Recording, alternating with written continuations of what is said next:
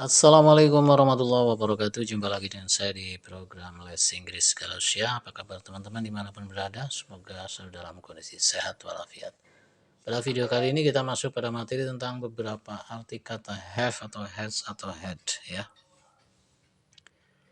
Kita lihat di sini ada have atau has atau had. Itu artinya bisa minimal 3 begitu ya.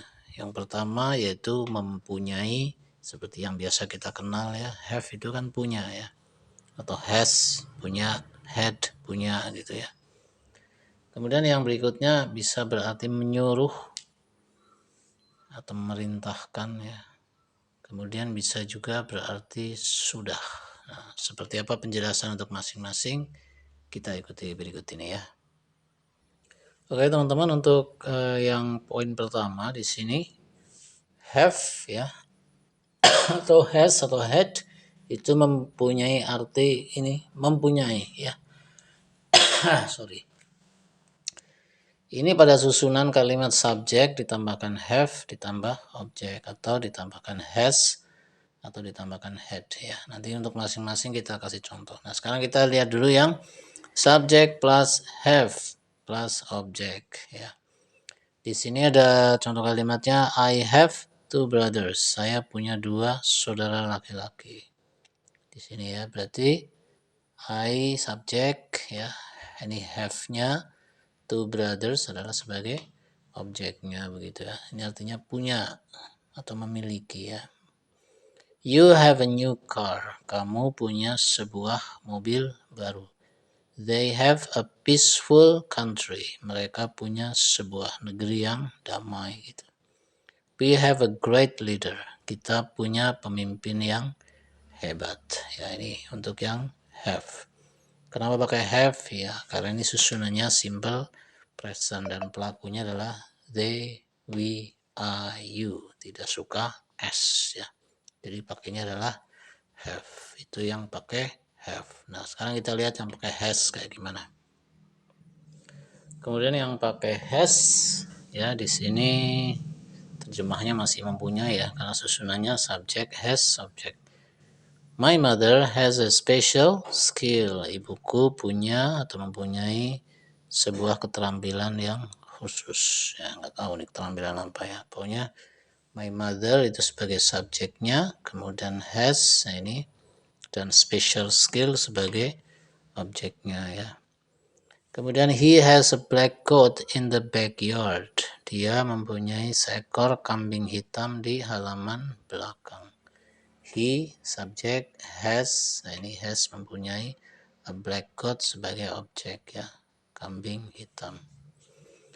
Kemudian she has 4 new bags. Dia punya 4 tas baru ya.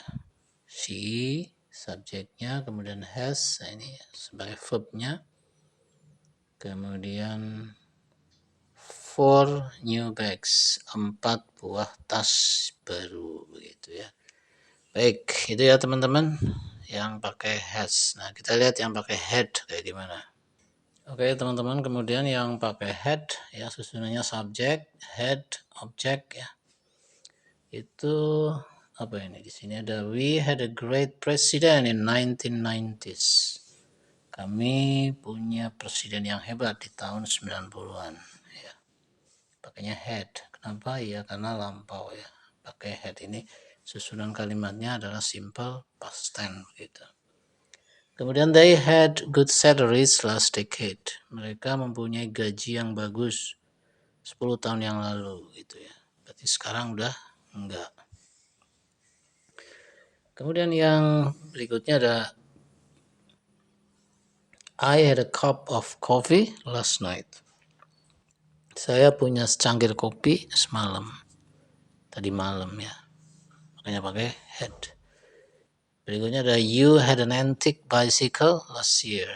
Kamu punya sepeda antik tahun lalu. Tahun lalu ya, sekarang berarti udah enggak lagi. Makanya pakai had begitu. Kemudian she had a beautiful face in 1990s. Dia memiliki wajah yang cantik di tahun 90-an. dulu berarti ya. Berarti sekarang udah tidak lagi, udah tua begitu ya. Oke, paham ya. Jadi ini yang pertama, makna yang pertama dari kata have atau has atau had itu adalah mempunyai, dengan contoh-contoh yang tadi sudah saya sampaikan. Oke, sekarang kita masuk ke makna yang kedua atau arti yang kedua. Oke teman-teman, kalau tadi yang pertama itu arti dari have atau has atau had adalah mempunyai atau memiliki, maka untuk yang kedua itu artinya adalah menyuruh ya, dengan susunan seperti ini nih. Susunannya adalah subjek ditambah have atau has atau had ditambahkan objek dan infinitif. Nah, apakah infinitif itu? Infinitif adalah kata kerja dasar gitu ya. Nah, di sini tanpa to ya. Tidak ada to-nya. Kata kerja dasar dia itu mirip seperti verb 1 lah ya. Jadi kalau di kamus biasanya disebut dengan apa namanya? Bare verb ya kalau nggak salah. Yaitu kata kerja yang apa? Ya belum ada imbuhan apapun gitu. Oke, kita langsung saja lihat di sini. Kita lihat yang susunan ini, subject, have, object, infinitive ya. Misalnya adalah you have your son study well.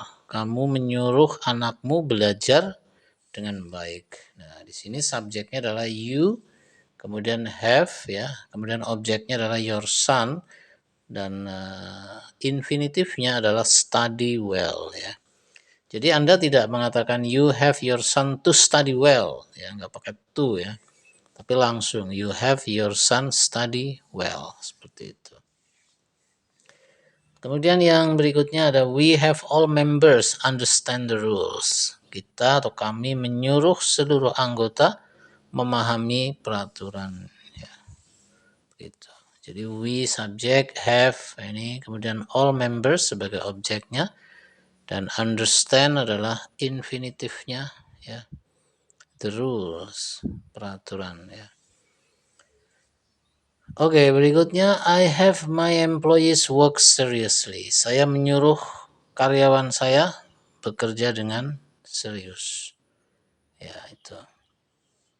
I subject, have, kemudian my employees sebagai objeknya, dan work infinitive ya. Study, understand, work ini adalah utuh, kata kerjanya tidak ada imbuhan apapun. Kemudian yang berikutnya they have me attend their wedding. Mereka menyuruhku menghadiri pernikahan mereka gitu ya.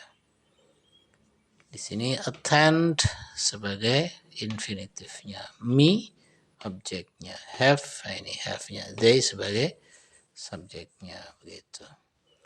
Pola kalimat seperti ini ya, itu biasa juga dalam tata bahasa Inggris itu disebut dengan causative have ya.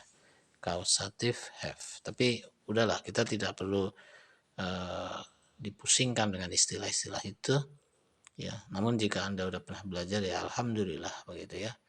Yang penting Anda paham bahwa kata have itu bisa berarti menyuruh dengan struktur atau susunan seperti ini. Oke, kita lihat dengan yang menggunakan has seperti apa ya. Kemudian untuk yang pakai has ya, subject, has, object, infinitive, di sini ada the teacher has all students come on time. Guru itu menyuruh seluruh siswa datang tepat waktu ya. Sebagai subjeknya adalah the teacher. Kemudian has pakainya, kenapa? Karena orang ketiga tunggal ya. All students sebagai objeknya, dan come on time atau come itu adalah sebagai infinitifnya. On time sebagai keterangan waktu saja. Kemudian she has her daughter help her at home. Nah ini. Dia menyuruh anaknya membantunya di rumah. Perhatikan di sini, walaupun di sini her daughter satu orang, namun kata help-nya tetap tidak pakai tambahan. Kenapa? Karena dia adalah infinitif, begitu ya. Jadi bukan karena karena her daughter dia perempuan maka sini pakai tambahin as helps, tidak ya. Cukup seperti ini saja. She has her daughter help her at home. Begitu ya. Oke, moga-moga bisa paham ya. Kemudian contoh yang lain ada he has his staff finish the report. Dia menyuruh staffnya menyelesaikan laporan. Ya. Finish ini infinitif. Ya. Tak ada imbuhan apapun juga. Begitu. Oke, sekarang kita lihat yang pakai head seperti apa. Oke, untuk contoh yang menggunakan head ya dengan susunan subject, head, object, infinitif gitu ya. Ini adalah manakala peristiwanya sudah lalu ya, sudah lewat. Bisa kemarin, tahun lalu, minggu lalu ya, atau bulan lalu dan sebagainya. Contoh di sini ada my uncle had me buy medicine yesterday. Pamanku menyuruhku membeli obat kemarin. Nah, ini. Perhatikan di sini walaupun membelinya kemarin tetap menggunakan buy. Ini sebagai infinitif. Kenapa kira-kira? Ya, karena infinitif itu adalah kata kerja dasar, tidak diotak-atik, tidak ditambahin apapun dalam kondisi waktu apapun begitu ya. Jadi my uncle had me. Yang dipakein past tense adalah had-nya karena had adalah verb 2 begitu ya. My uncle had me buy medicine yesterday. Begitu teman-teman. Kemudian she had her husband pay the bill last week. Dia menyuruh suaminya ngapain? Membayar rekening minggu lalu. Itu mungkin rekening listrik atau rekening pam begitu ya. Perhatikan di sini pay-nya sebagai infinitif, dia posisinya atau bentuknya sama, tidak ada tambahan apapun ya, karena dia adalah kata kerja dasar begitu. Berikutnya yang nomor 3 dari contoh head adalah he had all visitors put on caps last year. Dia menyuruh seluruh pengunjung mengenakan topi tahun lalu. Jadi kalau tahun lalu pengunjung disuruh pakai topi, nggak tahu kenapa ya. Perhatikan di sini kata put itu adalah infinitif tanpa imbuhan s atau apapun begitu ya. Oke teman-teman, itu yang kedua ya, yaitu kata have atau has atau had yang bermakna menyuruh. Nah sekarang kita masuk pada yang ketiga, seperti apa? Untuk yang berikutnya ya, yang ketiga ini ya, kalau tadi yang pertama kan memiliki atau mempunyai, kemudian yang kedua maknanya menyuruh. Nah sekarang yang ketiga ini sudah. Nah, bagaimana susunan kalimatnya? Yaitu subject ditambah have ya, atau has atau had nanti ya, tambah verb 3. Pokoknya kalau sesudah have itu verb 3, maka dia artinya adalah sudah ya. Di sini kita punya contoh they have eaten breakfast. Mereka sudah makan pagi. Mereka sudah makan sarapan gitu ya. Jadi terjemahnya bukan mereka punya makan sarap tidak, atau mereka menyuruh makan sarap tidak ya. Tapi mereka sudah makan pagi. Jadi subjeknya they, kemudian have ini, dan verb 3-nya adalah eaten begitu ya. Ya bolehlah nggak apa-apa kita tambahkan objek di sini gitu ya. Baik, objek atau keterangan ya, atau keterangan komplement. Kemudian yang bawahnya we have understood this material. Kami sudah paham materi ini. Ya. Subjeknya we, kemudian have understood verb 3. This material objeknya.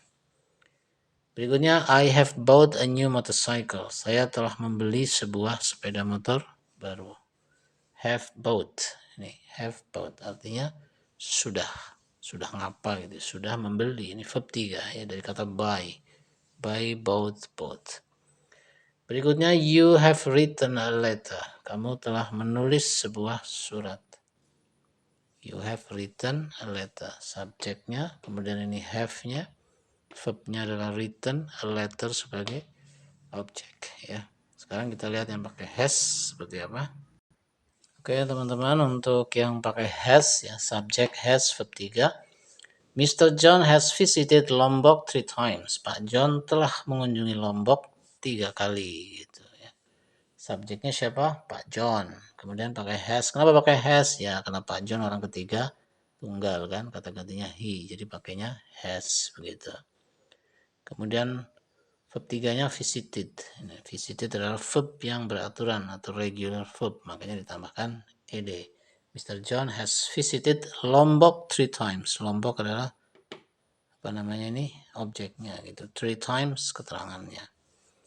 Kemudian he has tasted a lot of cuisines. Dia telah mencicip atau dia telah mencicipi banyak makanan khas suatu daerah ya, makanan khas daerah.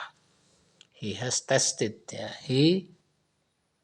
Kemudian has-nya ini tasted verb 3 ya, mencicip a lot of cuisine sebagai objeknya. Kemudian she has lived in this town for years. Dia sudah tinggal di kota ini selama bertahun-tahun ya.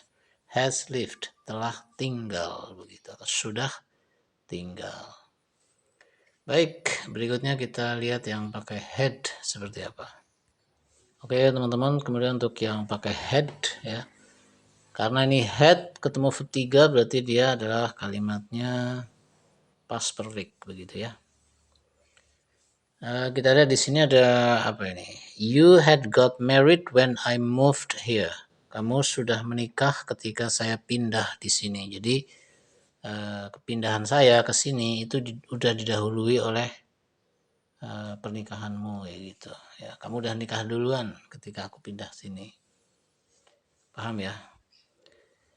Berikutnya, I had known the case before you told me. Saya sudah tahu kasus itu sebelum kau memberitahuku.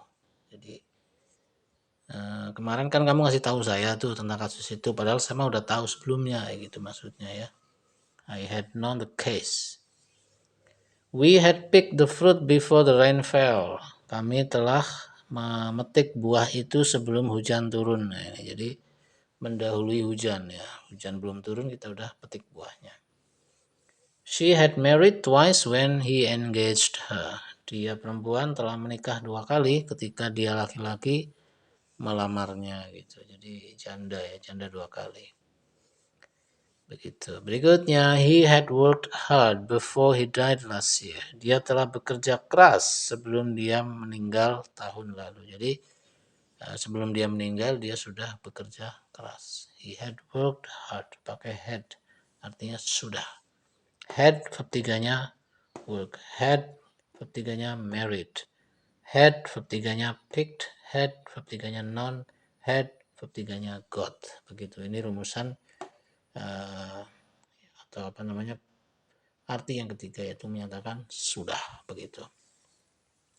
Oke teman-teman, mudah-mudahan materi ini bisa dipahami dan bisa menambah wawasan bahasa Inggris kita semuanya. Terima kasih atas perhatiannya. Saya akhiri dengan Assalamualaikum warahmatullahi wabarakatuh.